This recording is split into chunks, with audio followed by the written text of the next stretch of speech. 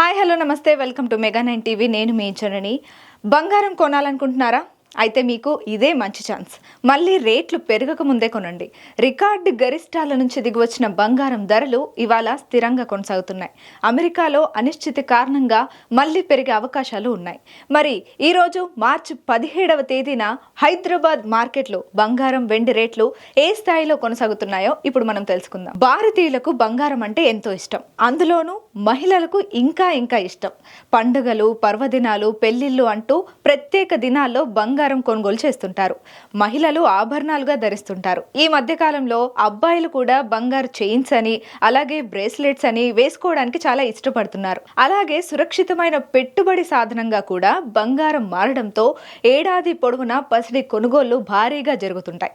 అయితే ఈ ఏడాదిలో బంగారం ధరలు ఆకాశాన్ని అంటున్నాయని చెప్పొచ్చు. ఎందుకంటే రీసెంట్ గా మనం చూసుకున్నట్లయితే బంగారం ధరలు విపరీతంగా పెరిగిపోతున్నాయి. ముఖ్యంగా అమెరికా అధ్యక్షుడిగా డొనాల్డ్ ట్రంప్ బాధ్యతలు చేపట్టిన తరువాత తీసుకుంటున్న నిర్ణయాలతో బంగారం ధరలకు రెక్కలొచ్చాయని చెప్పొచ్చు.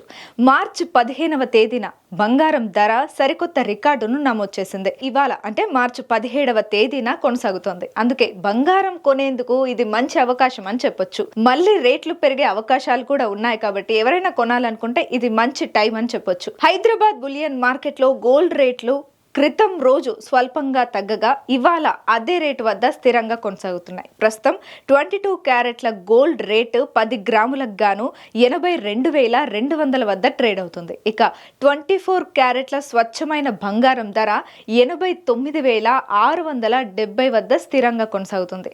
అలాగే హైదరాబాద్ బులియన్ మార్కెట్లో బంగారంతో పోటీ పడుతున్న వెండి ధర 2 రోజులుగా స్థిరంగా కొనసాగుతూ ఊరట కల్పిస్తోందని చెప్పొచ్చు.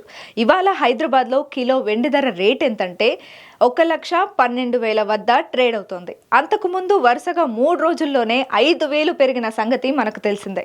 మళ్ళీ పెరిగే అవకాశాలు ఉన్నట్లు తెలుస్తోంది.